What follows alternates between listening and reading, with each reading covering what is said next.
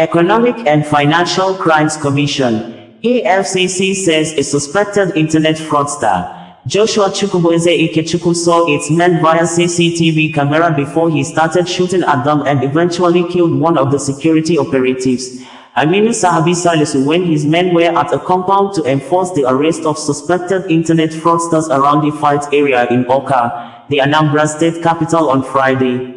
EFCC, in a press statement issued on Sunday by its spokesperson, Dele Oyewale, said internet fraudsters are now into banditry, kidnapping, ritual killing and other deadly acts.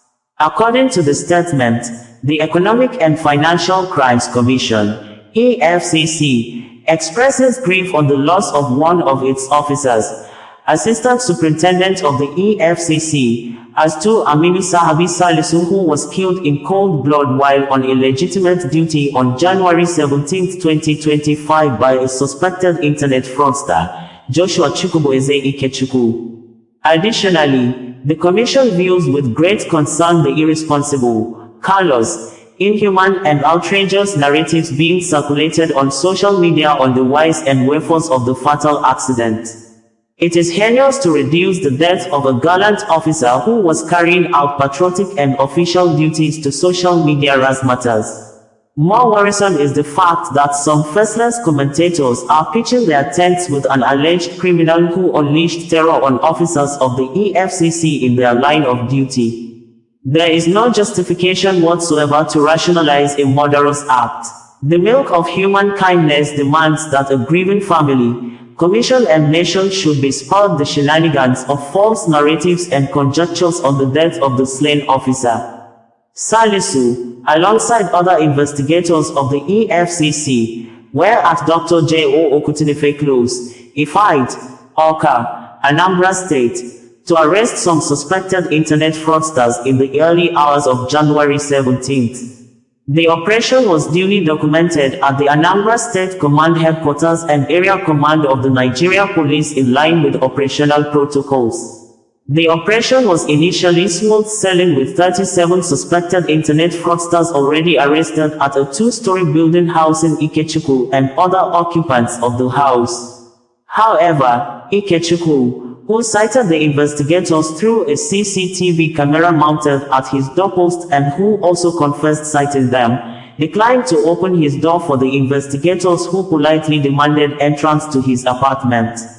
Defying all the introduction and physical citing of the investigators, he resorted to firing shots at them and killed Salisu in the process and wounded another officer detailed to conduct a search in his apartment.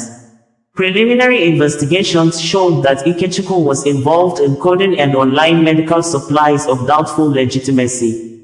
2 laptops, iPads, several recording devices were recovered from his apartment, and his involvement in internet fraud is already established. Though currently in police custody owing to the murderous dimension of his case, the Commission will surely bring him to trial. The EFCC also wishes to alert the public that the activities of internet fraudsters are becoming patently hazardous to public safety and security. Intelligence has shown that these criminals are carrying arms, involved in kidnapping, banditry, ritual killings and other deadly acts.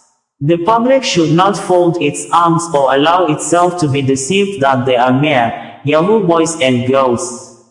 As for the EFCC, every subsequent attack on any of its officers will be met with the force of the law. The Commission will not fold its arms and allow any of its officers to be killed again in cold blood.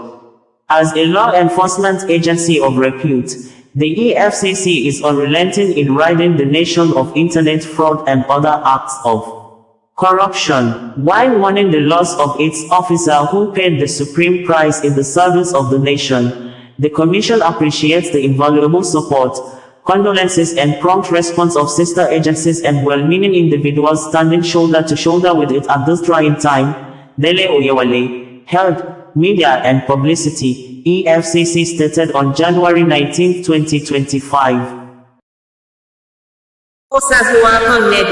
Bringing you the news in a more digital way.